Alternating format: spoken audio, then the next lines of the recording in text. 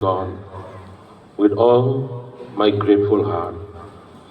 And though in deep sorrow, yet we celebrate the life of an extraordinary leader and a beloved father figure, Mahe Dr. Didi Lapang.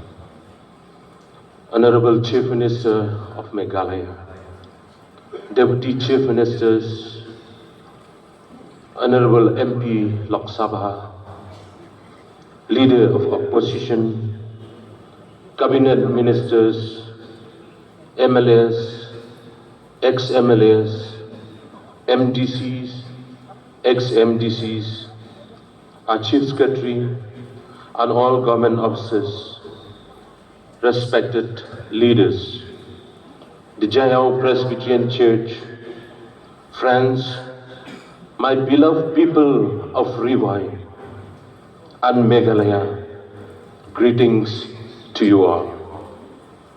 Kajing khublai bakarpang, ye ke yeng kesem, ye nya ba iye, ikurim jong imahe lapang, ametes Linda Jones plak, ba balok ukun rang ba, ikun ksiu, idiva Vanda dari, ikun jong iba balok, bat kisaungut ikun miao, bat kipersa kurim. Ngayeng hagani kapor, ban ai jingkren kendiat, ike jingim ke bekordo, ke jong imahe Didi Lapang, bat ke jing syakri ke jong i ke tem riboy, bat ia ke jelahi baro kowe. Henry, ngam da kata than ye kimat ki jura, hagabaye day, bat ke jelah, nomar ki don ki nong yalam jong kesket, ban keren syapang jongi. Imahe lapang idi na kesnong nong jeri, kesnong hanong kendong, kesnong geberit, hatem riboy. Ukun prangsni, ubawan na kiyeng bedok, penban ublay ulasay yu, kumukun dap senrang. Kumbau blay ulasay yu Moses na Yaw Joseph na katliw, yaw David kumunong aplang brad, ublay ulasay yaw Mahe Lapang, banlong unong yalang ubakraw. Katem riboy, hagapor bay Mahe idak sedang ban mikmat ban syakri, kadang langkum kasyaraba, kajingdup, kajingbi, bat kijimpang babunjan, kisno renjan. Day haune urang bakin, hagi jingit rilang bat kiway kiri urang ba, bagi sedang banrat dengkong, ike jingdup, kejingnyat bi, kejingpang, bat kamtam, ban kentiu, ia kepule keputi, haga tem riboy, haga bay Mahe ilaseng, buntli ki school riboy, imahe lalong nongseng, ia ke riboy college, hanong po. Ulalong unong seng ye kerib hoy dorbar. Ulalong unong seng ye kerib hoy district sports association. Ulalong unong seng ye kerib hoy youth federation. Ilalong unong seng ye ke Northern College ha umdan. Bat kiway ki babon ulalong unong seng. Kiba kapor kamsha banjer lo dane. Kaway ke kamba kami Mahe Didi adai hok cica bakhot iapi. Ukba katem riboy.